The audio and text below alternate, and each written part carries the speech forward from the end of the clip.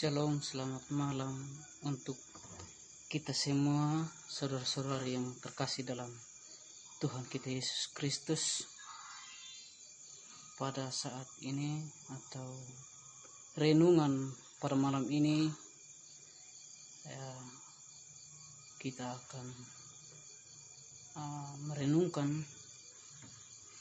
dan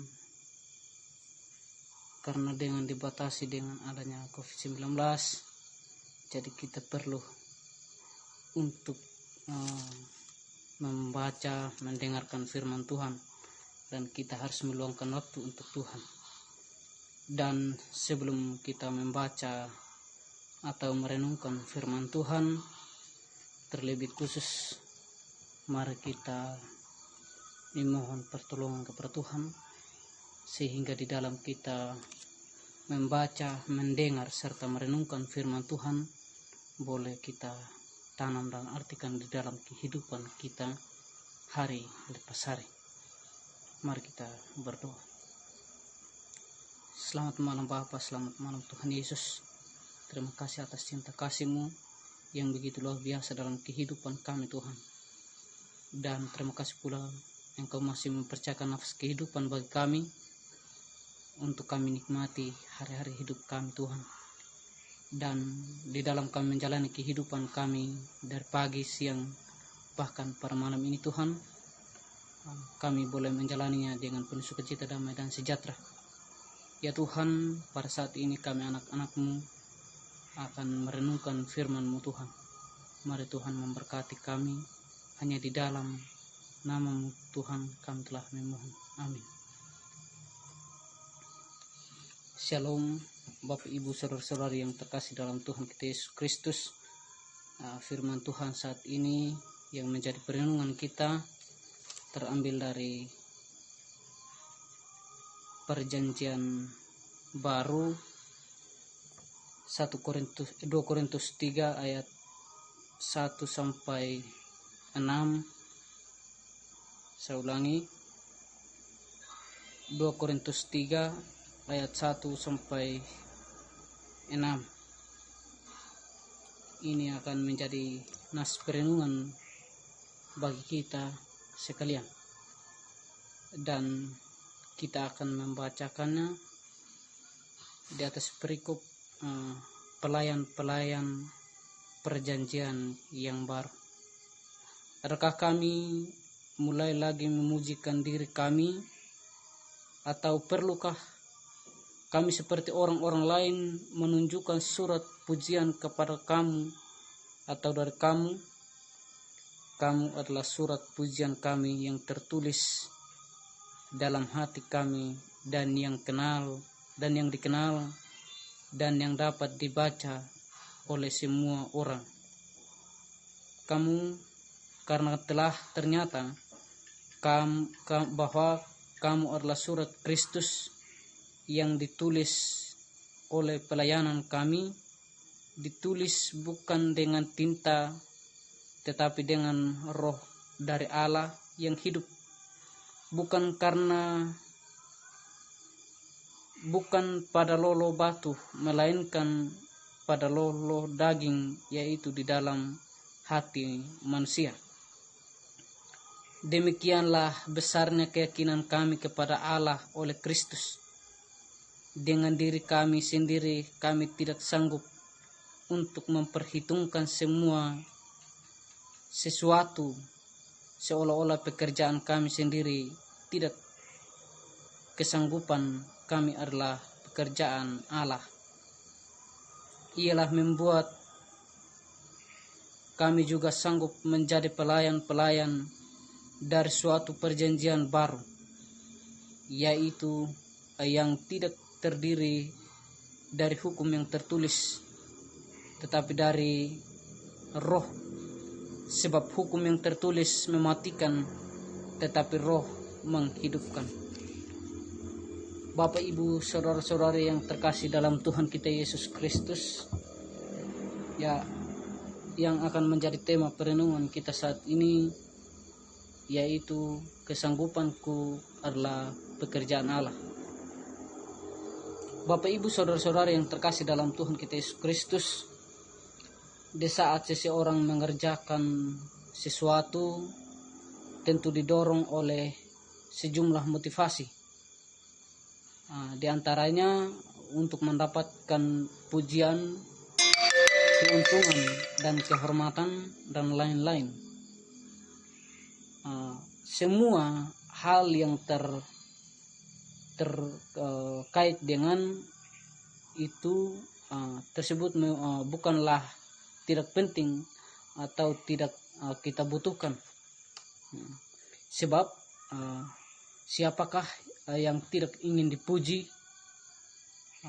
Kita butuh, sebab apalagi ia tidak dapat menyelesaikan pekerjaannya dengan baik, dan semua pasti menginginkannya. Namun perlu dicatat bahwa motivasi yang ada dalam diri seseorang akan mempengaruhi tindakannya. Dan bacaan kita saat ini hendak memberi gambaran kepada kita tentang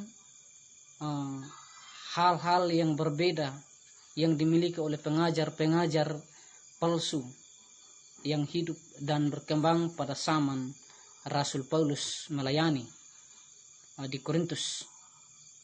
Dan mereka cenderung untuk mencari keuntungan dan puji-pujian yang sia-sia. Sedangkan bagi Rasul Paulus dan rekan-rekannya, mereka melayani dan dengan maksud yang murni dan motivasi yang benar. Dan bagi rasul-rasul pada saat itu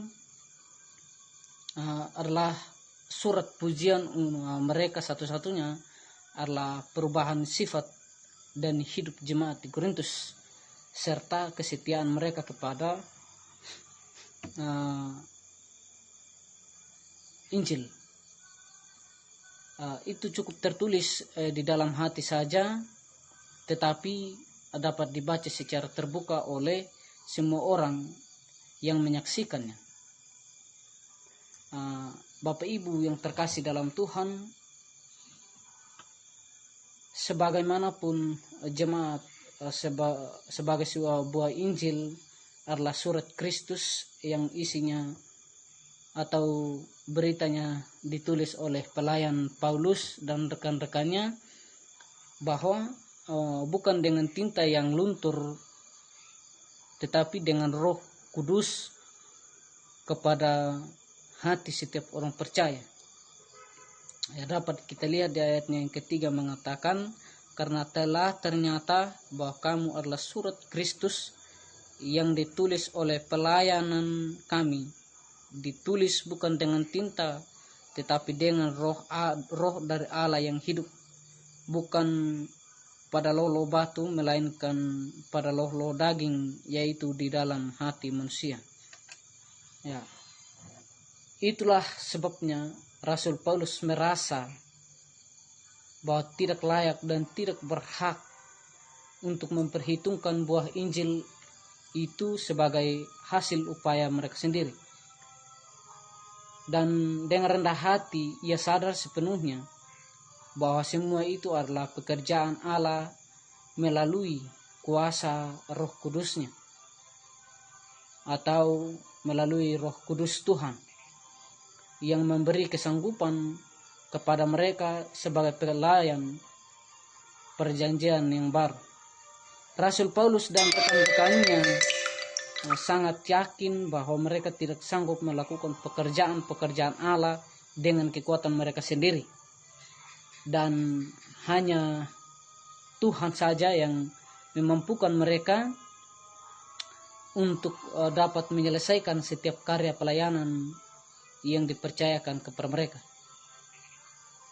Dan Roh Kudus menjadi tokoh utama yang turut bekerja dalam hati setiap pendengar agar mereka menanggapi Injil yang disampaikan oleh Rasul Paulus dan pelayan-pelayan Tuhan lainnya. Dan bagi para dan bagi yang percaya, Roh Kudus akan menghidupi imannya, dan bagi mereka yang percaya, Roh Kudus akan menghidupkan iman mereka. Di ayatnya yang ke-6 dapat kita lihat, di ayat yang ke-6 mengatakan, itulah membuat kami juga sanggup menjadi pelayan-pelayan dari suatu perjanjian baru yang tidak terdiri dari hukum yang tertulis tetapi dari Roh, sebab hukum yang tertulis mematikan tetapi Roh menghidupkan. Ya, Bapak Ibu saudara-saudari yang terkasih dalam Tuhan Yesus Kristus, jadi Rasul Paulus hanyalah alat di tangan Tuhan untuk menebarkan Injil atau untuk mengabarkan Injil keselamatan kepada orang-orang di Korintus pada saat itu. Ya, maka tidak ada alasan bagi Paulus untuk bermegah atas keberhasilan pelayanan dan memberi pemberitaan Injil, karena Roh Kuduslah yang membuat pelayanannya berhasil. Demikianlah Rasul Paulus mengerjakan pelayanannya bagi kemuliaan Tuhan. Bagaimana dengan kita sekalian sebagai orang percaya? Pertanyaan ini mengajarkan untuk kita, sudahkah kita menjadi percaya, atau bagaimanakah dengan sikap kita, kehidupan kita pada saat ini? Ya, bagi teman-teman yang menonton video ini, kiranya mendapatkan berkat di dalam menjalani kehidupan hari lepas hari. Nah, di tahun 2020 kita telah jalani hingga hari ini.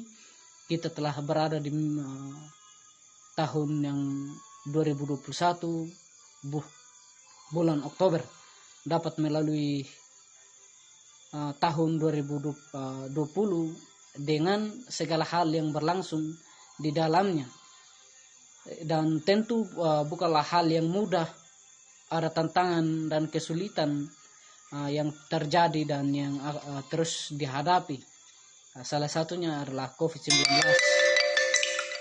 Dan oleh karena itu, saudara-saudari yang terkasih dalam Tuhan, melalui perenungan firman Tuhan saat ini, ada beberapa catatan penting bagi kita, baik sebagai pelayan Tuhan maupun anak-anak Tuhan yang menonton video ini malam ini. Ya, yang pertama, apapun peran, tugas dan tanggung jawab kita senantiasalah memiliki motivasi yang baik dan benar, yaitu untuk kemuliaan Tuhan, bukan untuk pemulihan diri pribadi atau untuk kepentingan diri pribadi. Ya. Poin yang kedua ialah ketika kita mengalami keberhasilan atau kesuksesan dalam pekerjaan ataupun pelayanan kita, biarlah kita tetap rendah hati, karena jika kita berhasil itu semua karena anugerah Allah, bukanlah karena hebat dan kuatnya kita sebagai manusia yang berdosa. Dan poin yang ketiga ialah ketika kita dapat melalui semuanya, ingatlah selalu bahwa Tuhan ada yang mengerjakannya.